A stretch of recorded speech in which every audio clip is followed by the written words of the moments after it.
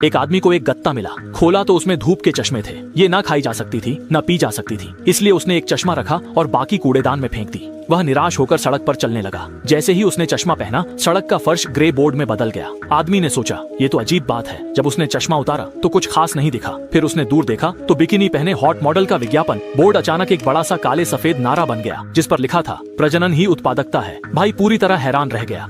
Dealer ने कितना creative बनाया है, लेकिन यकीन न हुआ तो उसने चश्मा पहन लिया। हैरानी ये थी कि पूरी सड़क पर सिर्फ नारे थे, व्यवस्था का पालन, खरीदने की इच्छा जैसे। ये तो माइक्रो बिजनेस ब्रेन वॉश करने के लिए इस्तेमाल करते हैं। अखबार स्टॉल की सारी किताबें भी ऐसे ही थीं, लेकिन जैसे ही उसने चश्मा उतारा सब कुछ सामान्य हो गया। एक सूट पहने आदमी ने उसका चेहरा सफेद देखकर चिंता जताई और पूछा कि क्या उसे कोई परेशानी है, लेकिन जैसे ही वह सिर उठाकर देखता है, उसके सामने एक डरावना नजारा था। अब वहाँ कोई सूट आदमी नहीं, साफ दिख रहा था कि वह एक डरावना इंसानी शक्ल वाला राक्षस है। हैरानी की बात यह थी कि उस आदमी ने जो अखबार खरीदा वह भी नारे छपे हुए सफेद कागज का टुकड़ा था।